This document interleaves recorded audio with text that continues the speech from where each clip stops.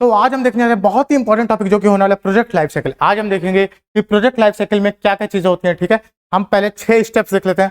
6 steps क्या क्या है। सबसे पहले आता है आइडेंटिफिकेशन, आइडेंटिफिकेशन के बाद प्रिपरेशन, प्रिपरेशन के बाद अप्रेजल, अप्रेजल के बाद आता है इम्प्लीमेंटेशन, इम्प्लीमेंटेशन के बाद मॉनिटरिंग और फिर इवेल्युएशन। ये हैं 6 स्टेप्स प्रोजेक्ट लाइफ साइकिल के। अब हम एक एक करके सारे स्टेप्स देखते हैं। सबसे पहले आइडेंटिफिकेशन। ठीक है, आइडेंटिफिकेशन में क्या होता है। तो after going through many ideas and analysing all the technical, economical and social aspects, ठीक है, तो सारे एस्पेक्ट्स को एक बार तुम ध्यान में रखने के बाद, ठीक है, तुम पहले तो हजारों आइडियाज सोचते हो, लेकिन उन हजारों आइडियाज को सोचने के बाद तुम फाइनली किसी एक आइडिया पे अराइव करते हो। ठीक है, और वो आइडिया जो रहता है वो सारे एस्पेक्ट्स को देखने के बाद, सब कुछ एनालाइज करने के बाद वही आइडिया बेस्ट आइडिया होता है। तो वन आइडिया इज फाइनलाइज। ठीक है, एक आइडिया हम फाइनलाइज कर देते हैं, उसके बाद उस आइडिया का हम बाउंड्री सेट कर देते हैं। ठीक है, बाउंड्रीज आर डिफाइंड, बाउंड्रीज हम डिफाइन कर देते हैं उस आइडिया की कि वो जो प्रोजेक्ट है, ठीक है, वो जो आइडिया है वो किन लोगों को डील करेगा, वो किन लोगों को इम्पैक्ट करेगा, ये सब कुछ हम देख लेते हैं इस फेज में। ठीक है, जो आइडेंटिफिकेशन का फेज है उसमें हम क्या क्या देख लेते हैं। हम ऑब्जेक्टिव्स देख लेते हैं अपने प्रोजेक्ट का, स्कोप, रिस्क इन्वॉल्व और वायबिलिटी। ठीक है, कितना वायबल है वो प्रोजेक्ट प्रॉफिट जनरेट करने के लिए। आगे देख लेते हैं प्रिपरेशन। ठीक है, प्रिपरेशन में हम क्या करते हैं, जो हमारा सेकंड स्टेप है, केयरफुल एंड डिटेल्ड प्लानिंग। ठीक है, हम एक एक स्टेप्स को प्लान करते हैं, हम देखते हैं कि हमें किस तरह से आगे फॉरवर्ड करना है, वो सब कुछ हम इसमें देखते हैं। Mission and vision of the project है डिफाइंड। ठीक है, जो भी हमारा प्रोजेक्ट है उसका मिशन क्या होने वाला है, उसका विजन क्या है, क्या सोच के हम ये प्रोजेक्ट लॉन्च कर रहे हैं, वो सब हम देख लेते हैं।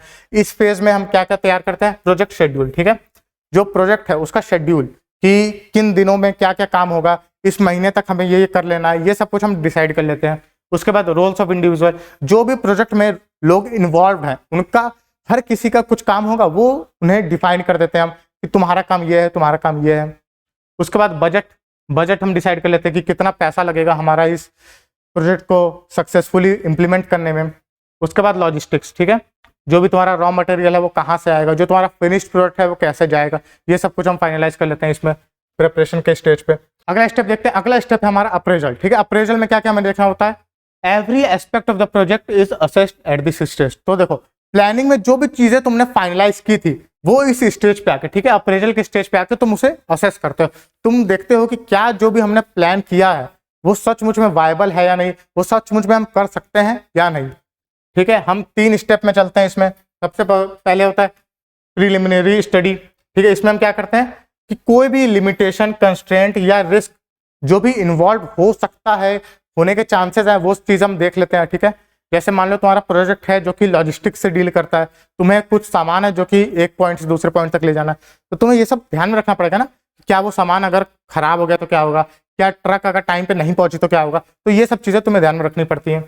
उसके बाद क्या है, फिजिबिलिटी स्टडी। ठीक है, इसमें क्या करते हैं, जो भी थ्रेट्स होते हैं, ठीक है, जैसे लॉजिस्टिक वाली प्रॉब्लम थी, इससे तुम मॉडिफाई करते हो, इससे तुम डील करते हो कि जब भी तुम फाइनली इंप्लीमेंट करो तो ये प्रॉब्लम तुम्हें ना आए, ये सब चीज तुम देख लेते हो। ठीक है, फाइनल फिजिबिलिटी रिपोर्ट तैयार होती है कि क्या फाइनली क्या हमें इसमें पैसा लगाना चाहिए या नहीं लगाना चाहिए। ठीक है, एक फाइनल हम डिसीजन पे आते हैं इसी स्टेज पे कि क्या अब हर चीज हमने प्लान कर ली है, सारे रिस्क देख लिए, सब कुछ हमने मॉडिफाई कर दिया है, क्या अब हम इसमें पैसा लगाएं या ना लगाएं। उसके बाद क्या करते हैं, detailed report, financer and borrower agree on terms of loan for the project. ठीक है, तो फाइनली जो भी तुम्हारा प्रोजेक्ट है और जो भी बैंक है, ठीक है, तुम दोनों एक साथ बैठते हो और डिसाइड करते हो कि हाँ हमें अपने प्रोजेक्ट के लिए इतना लोन चाहिए, और वो सब कुछ फाइनलाइज होता है इस स्टेज पे।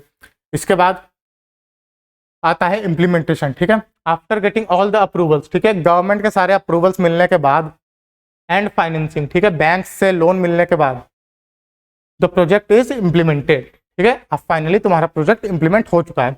आप क्या करते हो, products and services are now being provided to the customer. ठीक है, तुम अपना प्रोडक्ट बनाना शुरू करते हो, तुम अपनी सर्विसेज देना शुरू कर देते हो, और फाइनली जो तुम्हारे कस्टमर्स हैं, तुम अपने कस्टमर्स को वो प्रोडक्ट्स और सर्विसेज देना शुरू कर देते हो। इस स्टेज पे क्या क्या होता है, all planning is put to practical use. ठीक है, अब देखो बस बातें करने से तो कुछ काम होगा नहीं। ठीक है, तो तुम जो भी तुमने प्लान किया है वो तुम प्रैक्टिकली यूज करते हो फिर। ठीक है, strong coordination amongst all people associated with the project, ठीक है। जो भी लोग इन्वॉल्व हैं उस प्रोजेक्ट में, उन सबके बीच में एक स्ट्रॉन्ग कोऑर्डिनेशन होता है, सबको पता होता है कि किसका क्या काम है, किसको किसे रिपोर्ट करना है, किसके अंडर कौन कौन लोग हैं और उनसे उन्हें क्या क्या काम निकलवाना है, ये सब कुछ पता रहता है।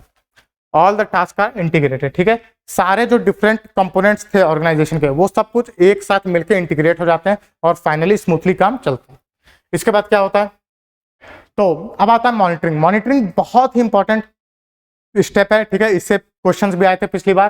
तो मॉनिटरिंग में क्या क्या हमें ध्यान में रखना पड़ता है, ठीक है। मॉनिटरिंग में हम क्या करते हैं, progress of the project is assessed with all the plan at this stage, ठीक है। तो देखो, जो भी तुमने प्लान बनाया था, तुम देखते हो कि क्या तुम उस प्लान के हिसाब से प्रोग्रेस कर रहे हो। क्या तुमने जैसे सोचा होगा कि 3 महीने में हमारा प्रॉफिट इतना होगा, हम इतने क्लाइंट्स तक पहुंचेंगे, क्या तुम वहां तक पहुंच पाए हो या नहीं पहुंच पाए हो, ये सब कुछ तुम इस स्टेज पे मॉनिटर करते हो, ठीक है। तुम देखते हो कि क्या जो भी तुमने सोच के रखा था, क्या तुम उस स्पीड पे जा रहे हो, क्या तुम उतने एफिशिएंट हो या नहीं हो।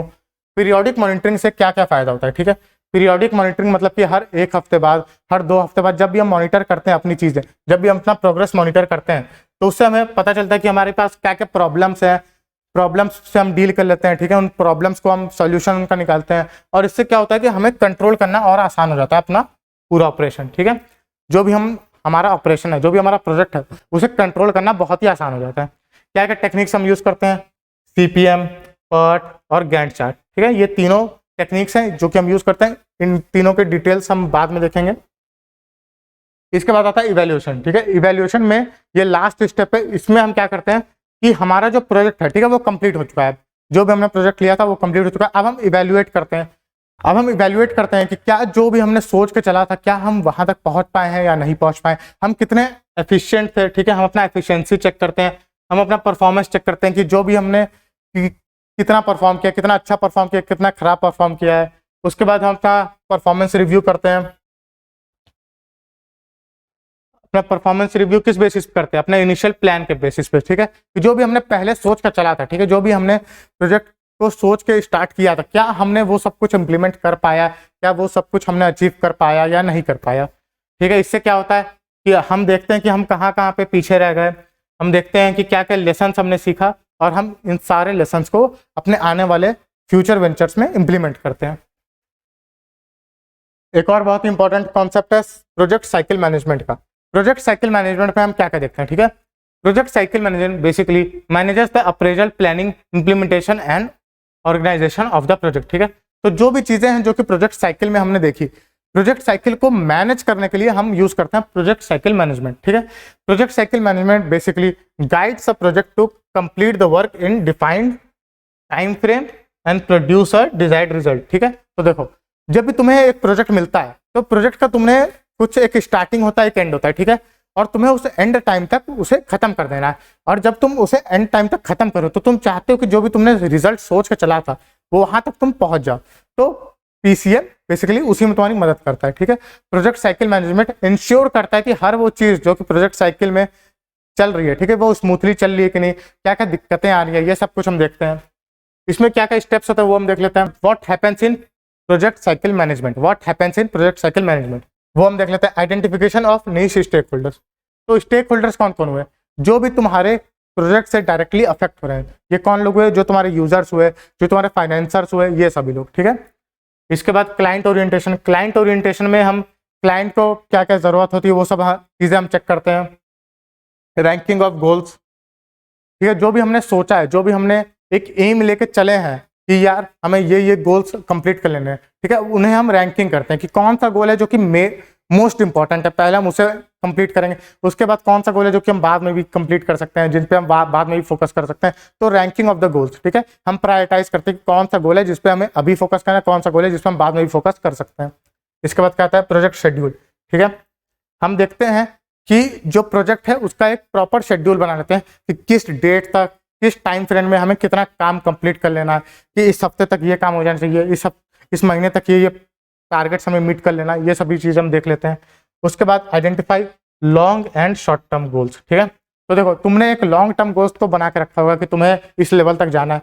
अब उस लॉन्ग टर्म गोल को जाने के लिए, ठीक है, तुम्हें शॉर्ट टर्म गोल्स बनाने पड़ेंगे ताकि तुम रेगुलरली प्रोग्रेस कर सको उस लॉन्ग टर्म गोल के लिए। तो वो सब चीज़ें तुम्हें देख लेनी होती है। उसके बाद आइडेंटिफाई रिस्क।